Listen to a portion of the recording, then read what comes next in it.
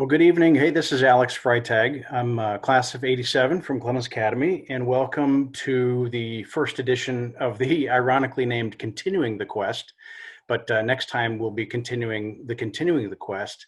And I'm happy to have you guys here. We've got a bunch of folks on with us, and I'm here with Mike Schlonsky, class of '84, and Victoria Foreman, who's class of 2007. And Clemens Academy reached out to us to talk with whoever wanted to sign up for this about a topic, the topic of people and talent and the right talent, especially in this sort of virtual and this pandemic, this sort of everything that's crazy that's going on right now.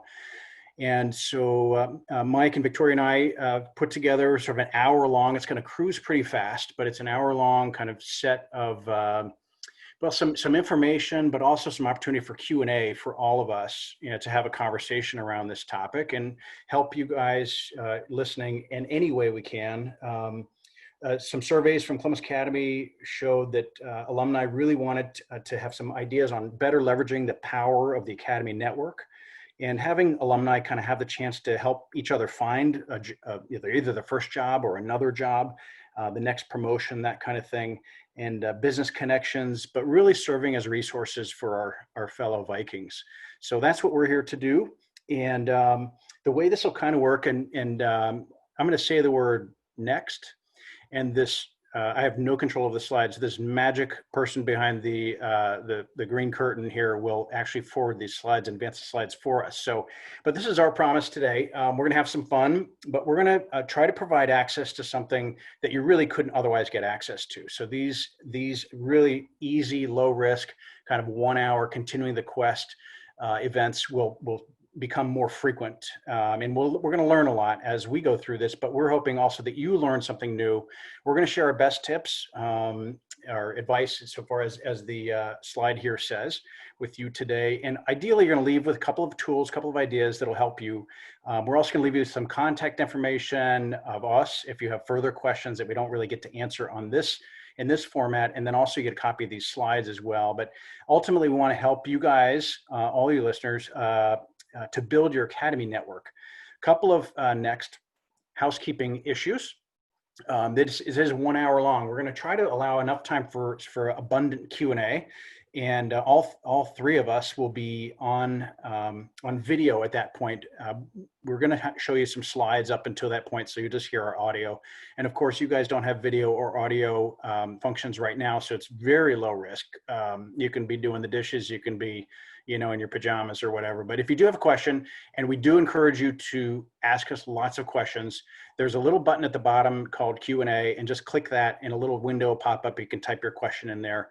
And I'm going to be kind of monitoring that. I'm the sort of the facilitator and try to weave the questions into Victoria and Mike, either within their bios or within the stories they're telling, or most commonly in the Q&A section. So, and this is being recorded. So Victoria, Mike, please keep it clean, and we'll have some fun here. So you guys, as I said, we'll get a link to all this stuff. So I will say one more time the word next, and we're going to do some introductions. I'm going to turn it over to Mike Schlonsky to start us off. He will turn it over to Victoria, who will then turn it back over to me to give us a little bit of background, our stories, weaving in some of the history of how each of us got to now. And so with that, next, Mike. Alex, thank you. Appreciate the introduction. And I thank everybody who's out there listening in. I realize there aren't that many other options tonight. So thanks for making it. Yep, class of '84, proud parent of Sarah Schlonsky, class of '17, Tyler Schlonsky, class of '19, and Jake Schlonsky, who hopefully will graduate in 2025. My wife, by the way, went to Bexley, and I still love her for that. Upon graduating from Academy, I went on to Northwestern University in Evanston, and frankly had no clue what I wanted to do. And by my junior year, I still had virtually no clue what I wanted to do. And I know there's some college age individuals on this right now, and you may know the feeling. So I finally declared my major, political science, and my dad called me early in my junior year and asked me what I was going to do with that degree. And with a straight face, I told him I wanted to open a baseball card shop. And he also, with a straight face, said, okay, so after that doesn't work out, what are you going to do for the rest of your life? And that led me to apply to law school because a couple of my roommates, there were a total of four of us, fraternity brothers who lived off campus. Two of them were going to go to law school. So I said, well, I think I want to go to law school too. And I went to law school. Came home, I'm a Columbus born and raised person, went to law school at Ohio State's Moritz College of Law, and graduated, as you can see, in 91. In 91, I did what I thought you were supposed to do, and that was apply to some of the bigger law firms in Columbus. And I was fortunate enough to get an opportunity with what was then called Schonstein, Zox and Dunn. Interestingly, the Zox and Schonstein, Zox and Dunn, Ben Zox, was an Academy graduate in the late 50s. And each of those gentlemen had a son who was a contemporary of mine. Eric Schottenstein graduated Academy, I believe, in 81 or 82. Billy Zox in 85, and Mark Dunn also in 85. I was at Schonstein, Zox and Dunn for a couple of years. If the truth must be known, I did not like that experience. I was sort of reconsidering whether I really wanted to be a lawyer even. But I started looking approximately 6 months before I landed a job with what was then called Consolidated Stores Corporation, which I saw the address. I had to pull out a paper map to look up where it was. I've always been an East Sider, and as it may be, Consolidated Stores at that time was located on the far west side of Columbus. So I did a drive-by on a Sunday, interviewed to become a workers' comp expert or specialist for Consolidated Stores. And I figured I was a labor and employment attorney, and frankly, as it ended up, I knew more about workers' compensation than our general counsel at the time, who thankfully knew nothing about workers' compensation. So I got the job, and that was the beginning of my career. That little did I know, in 1993, when I was 27, I'd still be at 27 years later, so literally half my life at the same company, which is a bit unusual these days. But there are people my age in that situation, but folks who are younger than me can't imagine being in the same place for 27 years. But Big Lots, we were back then, by the way, Consolidated Stores. The stores in Central Ohio were all called Odd Lots. Outside of Central Ohio, we were called Big Lots. Since we had a lot more Big Lots than we had Odd Lots, we eventually became Big Lots everywhere. In the meantime, we did a number of acquisitions. Some went well, some didn't. But in the end, and today, we have about 1,400 stores in 47 states, and they're all called Big Lots. Anyway, the part of the reason I stayed at Big Lots for so long, and I joke with my family, it's because no one else wants me. But I think the truth of the matter is Big Lots offered a challenge on felt like a daily basis, and it continues to feel like on a daily basis. So whether it was a number of promotions in the 27 years, maybe 15 promotions in 27 years, to actually changing disciplines completely. Again, started off as a lawyer, maybe a reluctant lawyer, but a lawyer nonetheless. Staff counsel, as you can see, ended up managing all of our litigation across the country, a lot of premises liability, slip and falls in the stores, also Title VII stuff, sexual harassment, those sorts of cases, led to all litigation, including workers' comp, also led to managing our insurance portfolio, and therefore became director of risk management at one point. And it just continued on for a number of years to the present. So if there was a 2020 line there, it would still be VP of Human Resources, which means compensation, benefits, talent acquisition, talent development, philanthropy, events, internal communication, and associate relations all flow up through my office.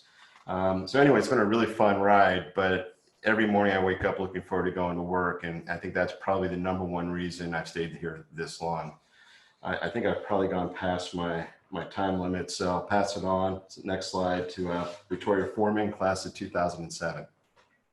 All right. Well, thank you, Mike, for that introduction. As you had said, I'm Victoria Foreman, class of '07.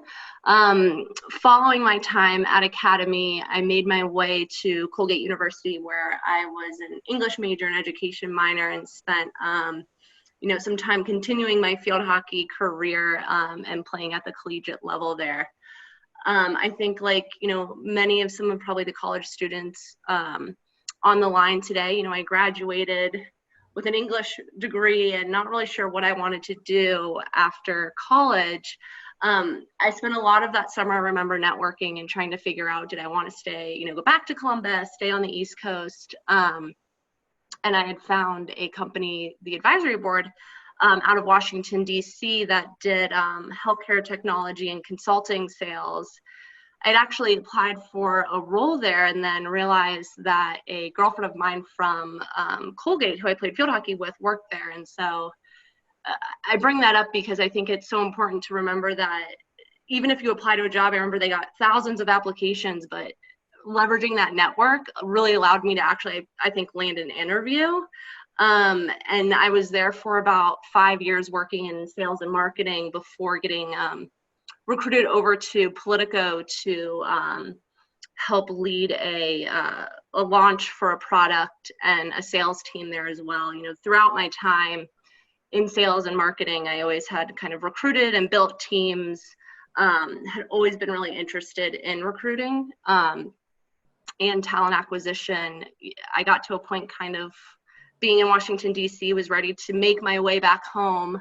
And at that point, again, reached out to my Columbus network where, I'd heard about what was once a small company, Cover My Meds, where they only had 100 or so employees, to now being, one of the larger healthcare companies in the Columbus area, and was with them for a little bit.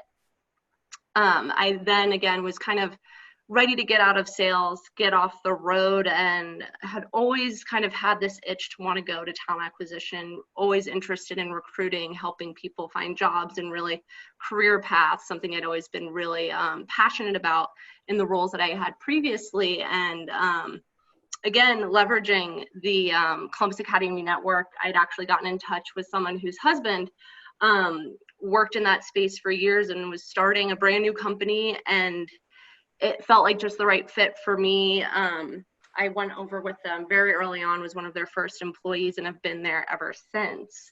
And we'll go into that a little bit more about kind of the work that we do. But at this point, I think I'll just turn it over to Alex. Great. Thanks, Victoria. And thanks, Mike.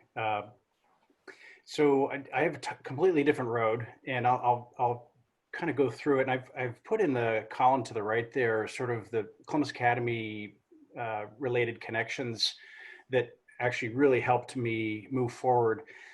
You can see the difference though at the top left. I graduated in 1987 from Academy, went to Hamilton College, graduated in 4 years with a psychology major, which will play a role in where I am today when I get into that a little bit. But you can see the gap between 91 and 94. So I graduated 91. Where the heck were you, Alex, for 3 years before joining Cardinal Health? And that's sort of a twisty road. I don't know if you guys have ever seen, oh, did I say that? Oh, sorry. Anyway, so if you've ever seen the Steve Jobs Stanford graduation ceremony, when he talks about you can't look forward and connect the dots. You can only kind of look backward and connect them. So at the bottom of this, when I look back at these various lines here, it all really comes together wonderfully, which is great. But these 3 years, it was sort of my lost years. I was in Chicago looking for a job. It was a recession in 91. It's like, you look at this pandemic today, it was complete anxiety, complete uncertainty, stress. I was like, I'm a pretty smart dude and I cannot find a freaking job. A lot of struggle there. I found a job, but it was in Connecticut. And that was my brother, Don Freytag, class of 84 with Mike actually, was vacating a seat at a little marketing company there, and suggested that they call me and make me a sales guy. And so I moved there and did that and was let go within about 10 months. The company was really struggling. It really wasn't my fault, I swear to God. And anyway, that didn't work out. And I moved to Los Angeles and with the idea of pursuing an acting career. At Columbus Academy, I was in a lot of plays, really enjoyed acting. And I thought I'll go out there and do some improv and do some comedy. And so I was there for about a year, realizing that I really felt like I had more to offer the world than that. I had some great experiences, but when I got back, I ran into Bob Walter actually outside of Metro Place. His company was starting to really take off, and he's like, "You got to come apply here," because he knew me. I was friends with Matt, and so you think about that academy connection, really powerful there. And I was there for a couple of years. And Gavin, my brother, class of '85, sent me a business plan from his business school saying, "Hey, let's do this company called ProfitWorks." And I said, "That sounds great." And so I left Cardinal, left a secure job, and decided not to take a salary for about 7 years, which was not good. But we learned a lot. And, starting to realize connecting the dots, I started to really fall in love with this idea that what we were doing was teaching employees to think and act like owners, help them understand how profit works in a company. And so it's a very powerful kind of platform, but we were a little bit ahead of where most entrepreneurs were in that they didn't want to share a lot of financial information with their employees. So I was knocking on a lot of doors without a lot of success, and ran into Mike Ryan. We were driving at a set of stop signs in Arlington, and he's like, "Hey, train!" And so caught up with him, and he had just bought a little chocolate company, and I joined him for a couple of years as sort of a right hand there, and really enjoyed that. At the same time, I was finishing up business school. I was a sponge for business school. It's like when the student is ready, the teacher appears, and I just ate that up. And I really started to realize that I missed what Gavin and I had been doing in ProfitWorks, and I began to pursue that with a guy I had met in 2000. I reconnected with him in 2008 and joined his company called Ownership Thinking. So the same kind of thing we were doing at ProfitWorks, and but this guy was in Denver, great mentor of mine, and began to really travel across the country and start around the world doing a lot of public speaking. And so if you think back to my improv days, I was in front of an audience. I was using my business school information. I had a lot of experience in, pharmaceutical distribution, selling ProfitWorks, which is a services company. I'd been in a manufacturing company, manufacturing chocolates. I had a lot of really cool experiences that I could tap into to talk to these entrepreneurs and sell this service called Ownership Thinking. And so I had a lot of success with that, and things really started to take off for me. And one of my clients had implemented this system called EOS, the Entrepreneurial Operating System. And that's what I'm going to talk about in just a minute here. And so I restarted my original company that I started with Gavin, just solo with a separate partner in 2013. And that's what I'm doing today. And the couple things I jotted down as I was going through this, because I hadn't really thought about all the Columbus Academy connections, but it's really, really powerful. I know there's an app, a Columbus Academy app, that I strongly encourage you to tap into to connect with folks that might be in industries. But if you think about all of our common experiences at Columbus Academy, like if I say the words junior speech on this call, I got chills right there myself, but that's all a common experience. You could easily open a door, get a phone call taken, get a meeting with somebody by saying junior speech. So those kinds of things I think is really powerful. Within my lessons here, looking back at these dots connected, the psychology, what I'm doing today, I'm almost like a therapist for these leadership teams in these different companies, helping them do three things called vision, traction, and healthy. And so my psychology background in studying sort of human behavior starts to come in there. A lot of times it really doesn't matter what you majored in college. Start to pursue things that really interest you. And that's what I feel like I did. I got opportunities up in front of me that I decided I'm going to do that. And I just took that road and followed it until something else came up that interested me. And it was reminding me of a quote I came across in a book recently. The book is called Personality Isn't Permanent by Dr. Ben Hardy. But in that book, he quotes a guy named Cal Newport, and Cal has several books out. But the quote that really resonated with me related to this slide here, he says, "Passion comes after you put in the hard work to become excellent at something valuable, not before. Passion comes after you put in the hard work to become excellent at something, not before." I thought that was really powerful. Like people say, go find your passion, right? And it's really hard to do that until you start to realize something you're great at. And we'll talk more about this as we get into this, but I realized when I was doing Ownership Thinking, when I got into EOS, I was really good at this stuff. And that became something I was really passionate about, and I just followed it. So I've been on that road for a little while. A couple of things. I'm an entrepreneur, and I don't know if I realized that probably until about 2008. But as I look back, I was selling James Dean t-shirts in high school. And, I've always had sort of this entrepreneurial instinct. And when you look at what Gavin and I did, so very different path from Mike and Victoria, but hopefully the variety of these stories gives you sort of some inspiration or some ideas for yourself. And I'll say next slide here, because I want to share with you and set some context for this right talent topic that we're going to talk about today. And this is the EOS model. So EOS is the entrepreneurial operating system. If you're interested in anything I say here, there's a couple of books on it. The best book to read probably though is called Traction by a guy named Gino Wickman.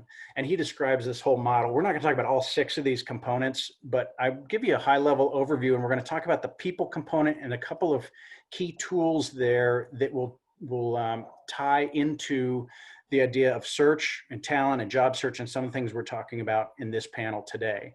So vision is at the top of the model, and it's basically strategic planning. It's helping entrepreneurs and their leadership teams get clearly aligned on where they want to go, how they want to get there.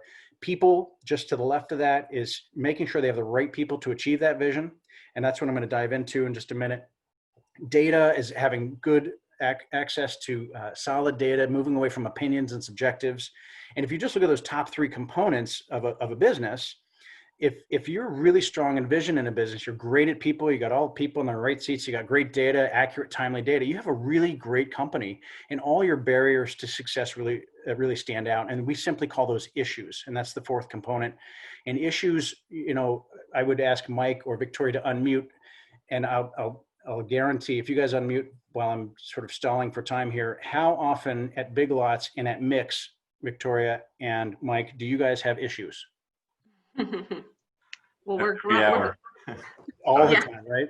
Yeah, all the time. And so the truth is, your ability in a business to achieve your vision is directly correlated to a team's ability to solve issues. And so we all have issues. We just have to have a way of solving them. The process component is about consistency, and the traction component is about accountability and discipline. So those 6 components make up the model. Next, I want to go into the people component and set up this discussion here. The people component, in order to strengthen that component, there are 2 disciplines. And the first discipline is called the right people. And you might have, if you read any Jim Collins, next slide, you will have heard right people, right seats, right? He says first who, then what. And if you think about these businesses that you might be applying to or trying to network your way into, those businesses are looking for who's.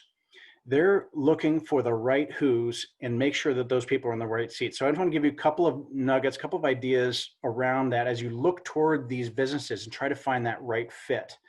So right people, what does that mean? Next slide. Right people are people who are aligned with your core values. And so core values basically are timeless guiding principles or behavioral expectations in a firm. And I'm sure, and we'll talk about this with the panel, but at Big Lots, they have core values. At Mixtown, they have core values. And EOS, ProfitWorks, we all have core values. They are what attract people to your firm, and they're also what repel non-right fit people from your firm, and that's a good thing.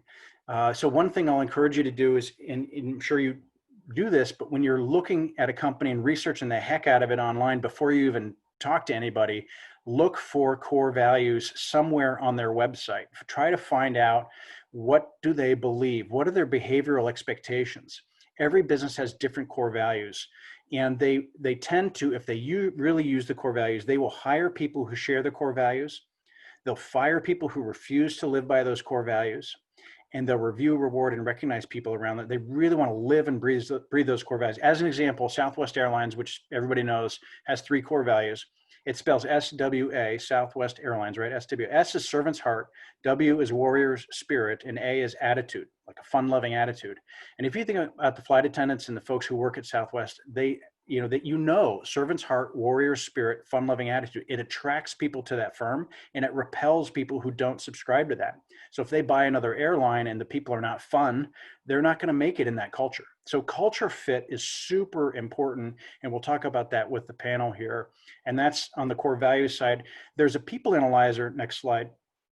It's the tools we use, and you can see the core values across the top.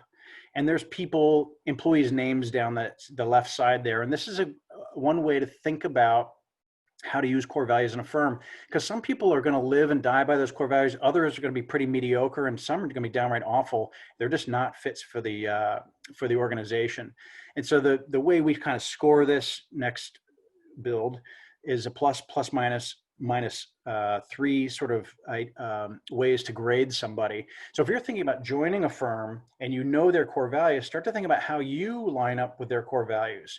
And what stories could you tell about your past experiences that help the person interviewing you know if you really do live and breathe that core value?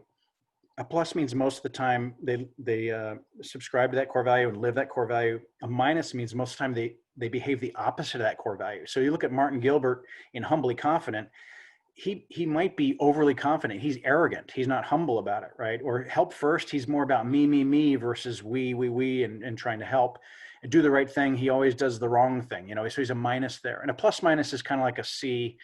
It's not great and it's not awful, but it's certainly a tap on the shoulder, kind of a red flag. But that's a tool to think about as you look at how you might feel you align or don't align with the company's core values.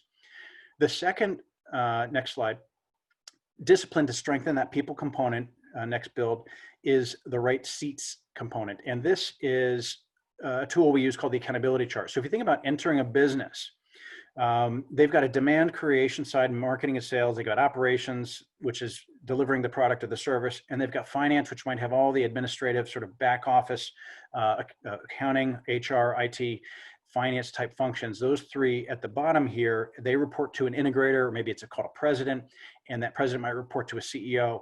These 5 seats, which could turn into 7 or 8 seats as they build this accountability chart, represent jobs in the organization. And let's drill into the marketing and sales job. Next slide.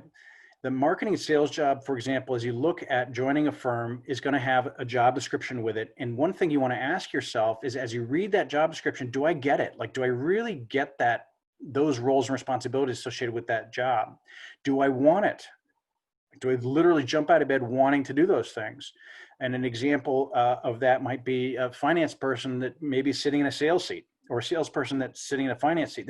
They probably don't want that job. And so that's a really important question for it, not just wanting a job, but wanting that job, and knowing that you get it, you want it. And the C is a capacity. Do you have the capacity to do that job? And that's mental, physical, emotional, spiritual capacity to do that job. And if any one of those is a no, you do not want that job. And so if you go back to the people analyzer, next slide, the GWC becomes the right seat measurement on the people analyzer. And next build, you want all yeses there. So you can see Joanne right here is all pluses on core values. She is the right person and she gets it. She wants it. She has capacity to do that seat. And when you're looking for a job and you're interviewing, be interviewing that interviewer as much as they're interviewing you. You want to see if you're going to fit in that culture and if you're going to really fit in that seat, and you're going to really be able to own that seat and really deliver on the expectations that are associated with that seat. And I know in my past experience, in some of the early roles I had, I really didn't do this analysis. I was just looking for a job. And although I got some good experiences and, kind of land on your feet all the time, if I'd known this stuff, I would have gone about it quite a bit differently. So with that, there is one more slide I want to share on this topic, and it's this slide related to core values and performance. So we have our GWC along the x-axis and the core values on the y-axis, sort of thinking about my algebra courses, my geometry courses at Academy. But in the upper right-hand corner, you have people that are truly aligned with core values and they're high performers. They are stars. You want to be obviously a star when you join a company. Sometimes you join a company, you share the core values, but you don't quite yet have that performance. You don't have that GWC quite yet. And they're willing to train you and invest in you. I simply call those puppies. And puppies, you think about, what do you do with puppies? Well, you train them, and they're good, but you got to make sure they stay in line and they don't poop in the house and all that kind of stuff. But puppies, if you do it right, they can become stars or just really solid citizens. But key here is hire for alignment with core values, or join companies where you are aligned with core values, because hopefully you can become really strong there. Bottom left, you stay away from call them duds or rats. Rats is the opposite of stars in terms of the way it's spelled. You can see that, but rats are low on core values and low performers. They run for the shadows when you shine the light on their expectations, their scorecard measurables. And so usually companies get rid of those. And then the bottom right are the toughest people to get rid of. These are the high performers, but they do so at the expense of the whole team. They don't live the core values.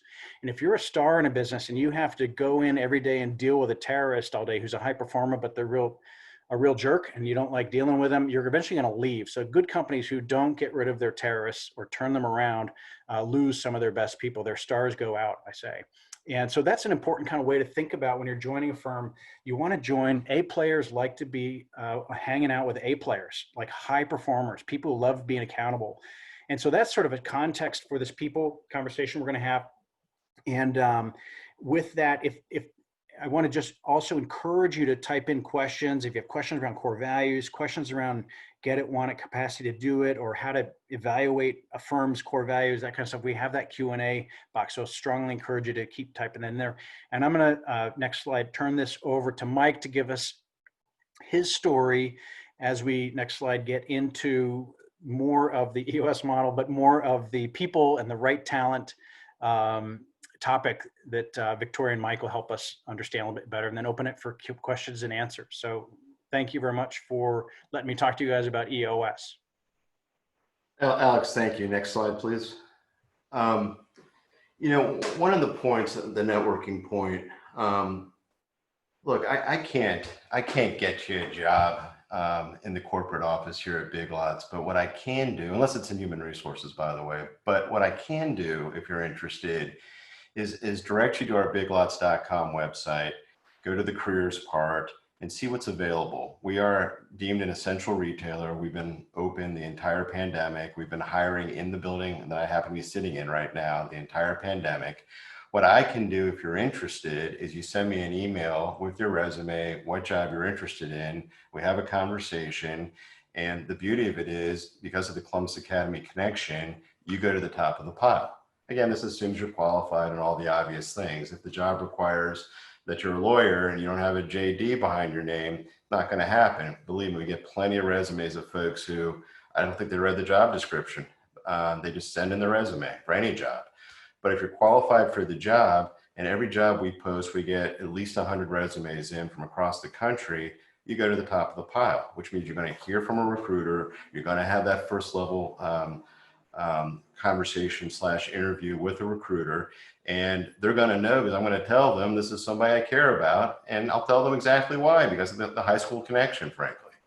And it matters. These things really matter. Don't be shy. Don't be bashful. When I get that email, I'm thrilled to receive it. I think even if the person you're sending the email to just happens to work at a company you want to work at, and they're not in HR, believe me, they're still thrilled to get the email. Even though they've never heard your name before, you're 10 years younger or 10 years older, whatever the case may be, than that person. So you didn't cross paths at Academy. It's very, very valuable, these connections. And they'll say, oh, something, I have a good friend in HR. I'll flip your resume to that person. It advances the ball, and that's critical. I'll tell you a little bit more about Big Lots. Selling you a little bit on it, but the first picture there is of our corporate headquarters, which we built 2 years ago. And as we go through this pandemic, I think we all scratch our heads and wonder if we could have done something better with the money. But it is a cool place, and hopefully someday we'll all be back in it. But right now, although we are open, we've suggested to all of our associates that they stay at home and work from home. They all have laptops, hourlies and exempt associates. So everybody's working. If you go to the next slide, a little bit about what Alex sort of started off with. You see our mission. We help people live big and save lots. Our vision is to be the big difference for a better life by 4 things: delivering unmatched value through surprise and delight, building a best places to work culture, rewarding shareholders with consistent growth and top tier returns, and doing good as we do well, which is a nod to philanthropy. And finally, our values.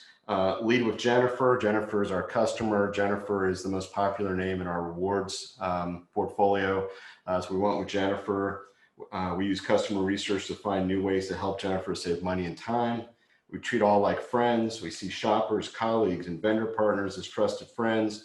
We bring an attitude of respect and honesty to every interaction. Succeed together. We work openly and collaboratively, leaning on the power of new ideas and fresh perspectives to make our workplace better. And we play to win. We measure ourselves in profit and accelerating growth. taking ownership for meeting company and individual goals. So again, if you read what I just read to you, basically, and this sounds like a place you'd like to work, and there's a job opportunity, you're going to get my email at the end of this presentation. Next, please. There's a picture of the interior of the building, and those little carts were cut in half and then stuck on the wall. And it looks a little weird in this picture, but if you see it in person, it's pretty slick. Those are the actual little baskets that we use in our 1,400 stores. Next, please. Be the big, enhance your career at Big Lots. And again, a little bit more information, but I'll let you quickly read it since you're seeing it for the first time. But it gives you a sense of who we're looking for. And remember, we're competing against everybody else, and especially in the retail world, but you know, most of our jobs are transferable outside of most likely the buying organization, buyers, planners, replenishment people, allocation folks. But if you're an accountant, you could work in retail, but you could work at a bank. You could work in your own accounting firm. There's a number of things you can do. So the skills are transferable. So we have to always be on top of our game, because everyone who's out there looking for a job in a certain discipline might include us in that search. So we have to be on top of our game and constantly letting you know who we are and what we stand for. Next, please. Another shot from the interior. That's actually our workout facility. I had to ask somebody directions to it. I don't know where it's located. Actually, it's attached to HR, and it's currently closed, of course, but very cool. And it's just a benefit that we like to tout when we're talking to people, we're recruiting people, as you know, something that we provide for free. Next slide, please. And then that's the picture on the left is there's like a sculpture in the back of an exclamation point, which is our symbol, our logo. And some of our associates standing on it, as you can see. And then you see some of the areas. This was a screenshot. It may be a little bit different now because it's constantly changing. But we had jobs available probably 30 days ago when we submitted this slide in all these areas. And then it suggests that you follow our careers at careers.biglots.com. It might be easier just to remember biglots.com, and you can click around and find it. Next, please. Benefits, again, have to be competitive. I won't read you all this, but as you can see, there's a wide array of benefits that we offer, from health benefits to 401k savings, short-term and long-term disability, paid sick, and some of the other benefits. Again, it depends on the actual job, but most of these benefits are for certainly all salaried associates. So again, you get a sense of what's out there. And again, this isn't going to be much different than any of our competition, but you have to tout it. And it's obviously important if you're looking for a job to learn as much as you can about this stuff as soon as you can, because there may be something on here that's missing that would mean you probably wouldn't want the job. And so don't waste your time. Next, please. It's the Warren Buffett saying at the bottom, price is what you pay, value is what you get. Look, we're not going to beat Walmart or Target, who we consider to be two of our competitors, on price. We may beat them on occasion, and if we have a closeout item or a manufactured especially for us item, we can get them on price. But generally, that's not where we're going to get them. It's going to be on the value. So maybe the price is better, but the quality of our item or the size of our item is better than what they're offering. So anyway, that's something we always keep in the back of our mind, that, you know, the difference between price and value. Next, please. A little bit more information about Big Lots, which I think I already covered. We are not if you haven't been in one of our stores in, you know, a few years, we are not the Odd Lots you may have remembered. Odd Lots was primarily a closeout retailer, meaning we were buying large quantities of discontinued product or product where there was a change in the packaging, etc. That is not our business anymore. Do we have some incredible buys that you could call a closeout? Yes, we do. But we have a lot of regular merchandise, and in any event, you can see all the categories. We do over $1 billion in furniture, as an example, and I'm guessing most of you on this call had no idea we even sold furniture. So in any event, cool company. You can look us up on the New York Stock Exchange under the symbol BIG. Next, please. This is kind of a cool night shot. You can see that from 161. If whether you're heading east or west, you look over at night, it's lit up like that. And I've been here 27 years, so I'm really proud of that. But I think it's quite as cool when you pass it. Next slide. Thank you. Now I'd like to introduce Victoria Foreman, class of 2007 again, who has worked in the healthcare industry for 10 years. She will walk you through her experience helping to launch Mixed Talent and how she utilized her healthcare career to move into recruiting and talent acquisition. Victoria? Great. Thank you so much, Mike. So as you had mentioned, worked in the healthcare industry the past 10 years and recently joined Mixed Talent 2 years ago to help them as we started the recruiting firm here in Columbus. Mixed Talent was founded in August of 2018, and I joined the team shortly after in September as one of their first employees. And since then, have helped to build out the company in various ways, now managing a team, clients, helping to build our preclinical division through business development there. If we could go to the next slide. When I think about what sets us apart in the pharmaceutical search industry, it's the type of talent that we attract and the patience we really have around not rushing our hiring process that has made us so successful. And I think not rushing is a really important message for anyone who is either growing or looking for ways to retain a team, or someone who's just on the job hunt. Looking for a job is a full-time job and it takes time. And I think for our company, we've grown tremendously in the past 2 years to over 50 people, and that's not by accident. We've put a lot of thought and care around who we hire and how we go about hiring and finding the right talent there, both for our company as well as the clients that we work with. Next slide. So how we think, when we begin to work with a client, we are very thoughtful around ensuring we create the right mix to fit their needs. One of the things that I think really sticks out to us as we begin to partner with various clients within the healthcare industry is the importance of not taking a one-size-fits-all mentality when it comes to hiring as well as retaining that talent. Being able to ensure a positive experience requires us to have the foresight to predict a client's needs and creating a thoughtful relationship to address those needs head on. Our founding partners have a combined 40 plus years of experience in search to help guide these strategies and solve these problems for them. But it's really our culture, the talent that we attract at Mix, that ultimately leads us to having strong execution at the end of the day. Next slide, please. Back one. Thank you. So at the core of our culture are the founding principles that you see here, and it's really these 4 principles that we look for in each of our hires. We found that by attracting talent with these core principles that we're able to be more successful with our partnerships. So of course, assessing, skill set, experience, that's very important to the role, but I can't stress enough how important culture is to a company and an individual's overall success. So when I think about our values, we hire adults who we empower to solve any ambiguity they encounter with clients or candidates alike.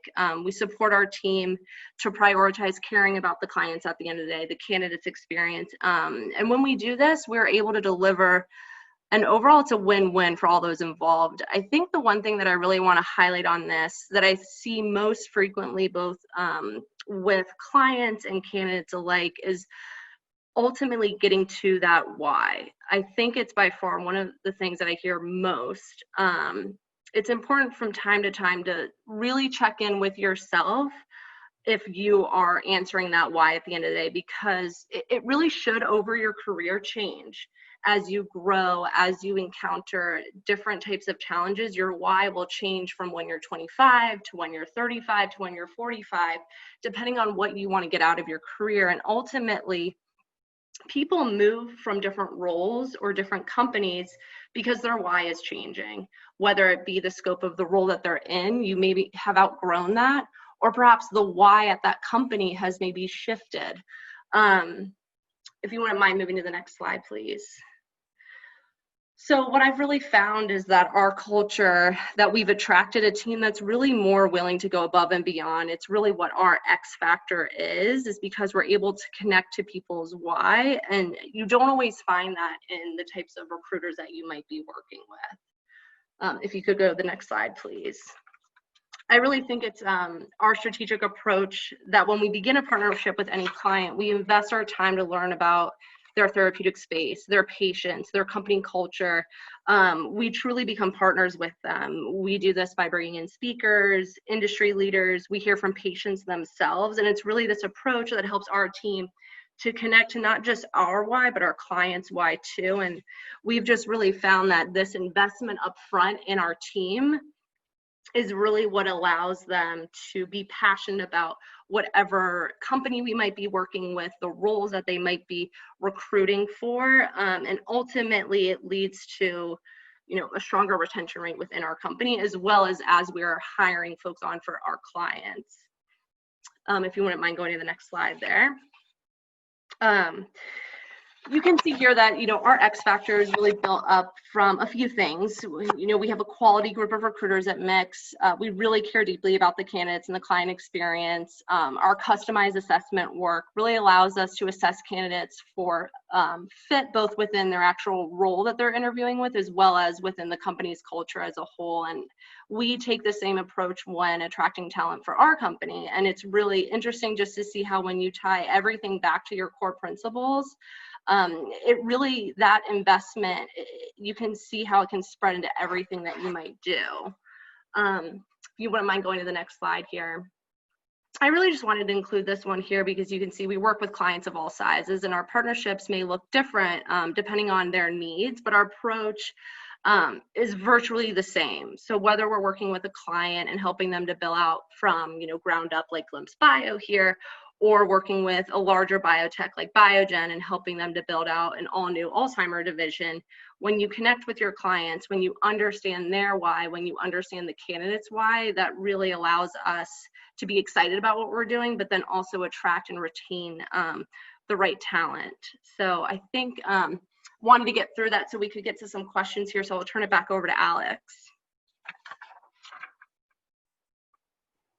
Great. Thanks, Victoria. Excellent. That is very helpful. Very cool. We're going to stop the slide share and turn on our cameras here so you can kind of see at least three of the folks behind the curtain, including Mike.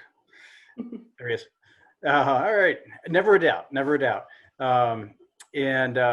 A couple of questions have come in, and so I'm going to just want to facilitate a few. Victoria and Mike, if you can kind of think about, and I want to give you just a quiet 30 seconds after I state the questions. I don't feel like it's like blah, but so networking. So a couple of questions around networking. In the age of COVID, this is thanks, Alec, for your question. In the age of COVID, when everyone's stuck at home, how can we continue to grow our network? In the age of COVID, when everyone is stuck at home, how can we continue to grow our network? And Victoria, maybe we could start with you, and Mike, if you have some thoughts after that. I think for me, a couple of things come to mind. One is LinkedIn is probably one of the strongest ways to virtually connect with folks. I think both it's very easy to utilize and try to find connections through alumni networks, whether it be high school or college. It's easy to see those through, within LinkedIn, companies that you might be targeting. Do you know folks that work there? Do you have a second connection there? I think that's also really important there. Another thing when it comes to networking that I don't think a lot of people coming from a recruiting standpoint really think about is I recruit within the pharmaceutical industry and biotech. A lot of people connect with me that might be just looking for roles in that space. So if you can identify recruiters that maybe work within your industry, those are a great group of folks to network with as well, because maybe they don't have a job for you today, but they might be able to connect you to someone at a company you're interested in. They may be able to pass your resume along. They can help you with your resume. So I think there's a lot of different networks that we can start utilizing that are not just within the alumni, which obviously is important, but also outside of that as well.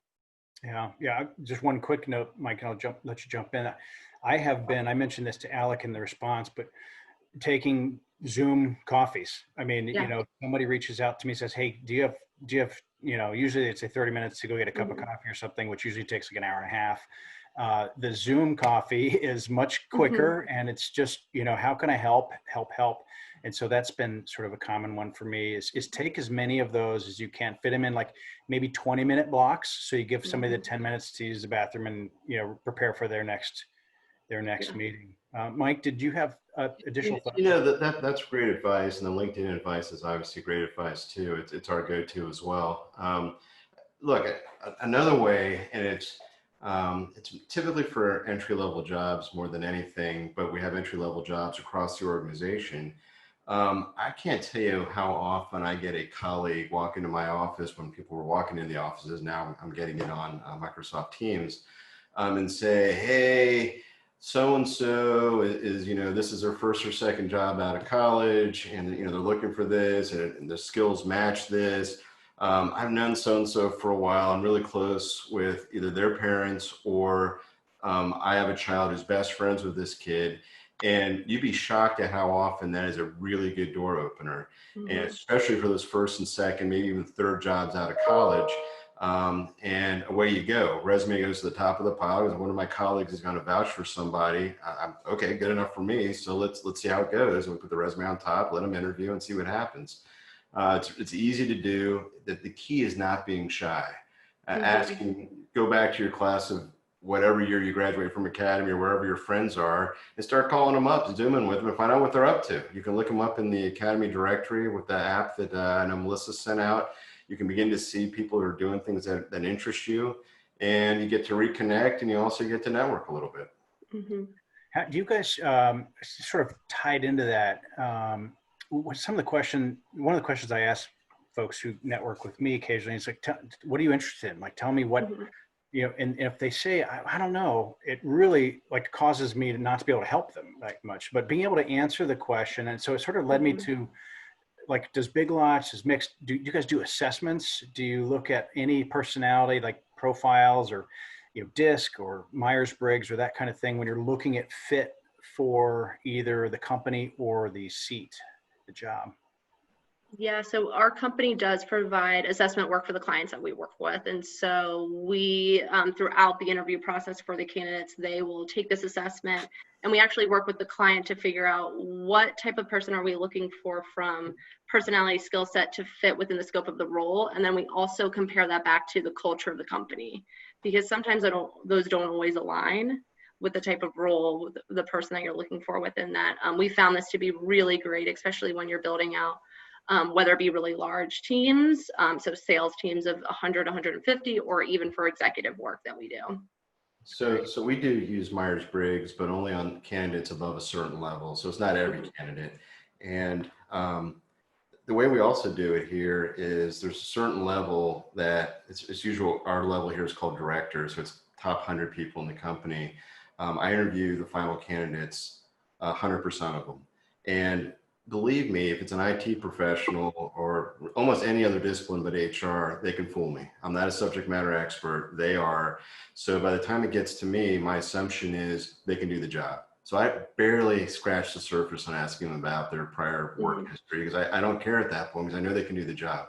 For me, it's all about the culture. It's all about the document I was reading from before and trying to determine whether or not that person's going to be a cultural fit. Because the worst thing that can happen for either one of us is I realized 90 days in, 180 days in, a year in, we made a bad hire. Or they come to me and realize that I sold them a book of goods, which is why I'm always transparent. And the worst thing that can happen is that person disappears in 6 months and I got to start all over again with another search.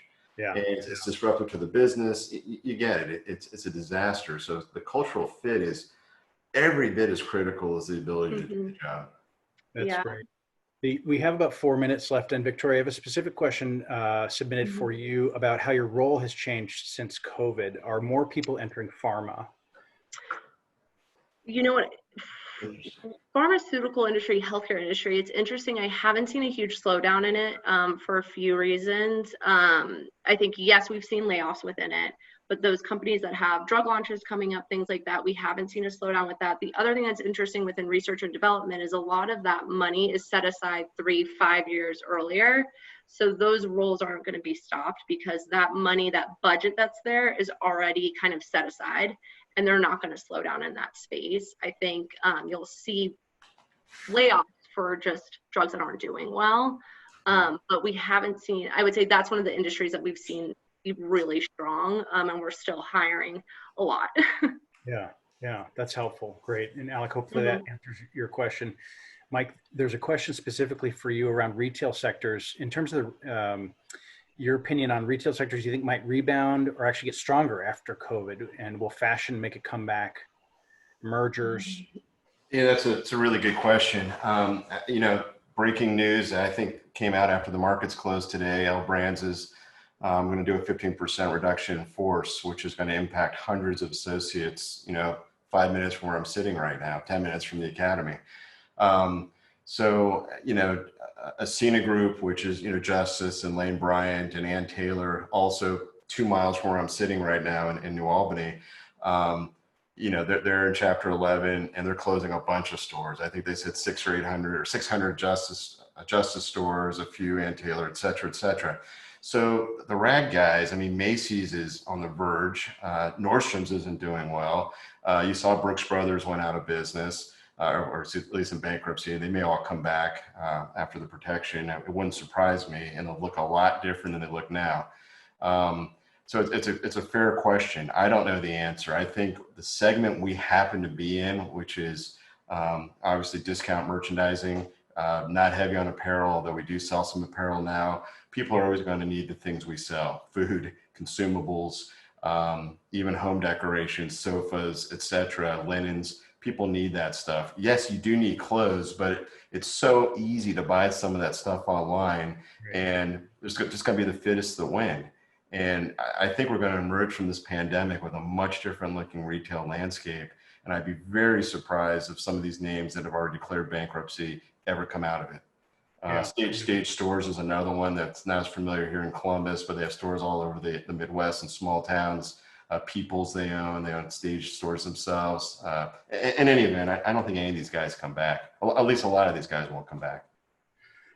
That's great. That's helpful, Mike. And we're at the top of the hour. I want to be respectful of our time. We have a couple of slides that we're going to obviously send you guys all the slides, and there will be these 2 sort of bonus slides on networking tips and interviewing tips. Victoria put together for us. And so if you have further questions on that, though, our email addresses will be at the end of the deck, and please feel free to reach out to any of us. And I'll just say thank you guys so much for your time, Mike and Victoria and Melissa, for inviting us to share. Hopefully it was valuable for you guys. Please give us some feedback. If you get a survey, all 10s, and if you don't give 10s, it's 1 to 11. But help us get stronger at the Continuing the Quest events that Melissa is putting together and spearheading. Victoria, Mike, other final comments? I think one of the things that I would have also brought up around kind of role changing is, with us being in a virtual world, I'm seeing everything. Interviews are all going virtual. They're all via Zoom now. Onboarding, all virtual. And there's also a change and a shift in the job marketplace where a lot more companies are willing to hire people remote. So I think if you are on the job hunt, if you are looking for that, don't be afraid to look in other companies, because a lot of them are now saying people are working from home anyways. They're probably not going to be here for another year. So they're more open to that. So don't feel like you're geographically locked into Columbus or wherever you might be, because a lot of companies are changing that philosophy. That's great. Great. Nice. I would only add that don't hesitate to email any of us. We look forward to it and conversing and getting to know some of you. And if we can help out in any way with your search or with our own companies, let us know. Yeah, that's great. Well, thank you very much, Melissa. I'll turn over the reins to you, and have a good evening, everybody. Thank you again. Thank you, guys. Bye-bye.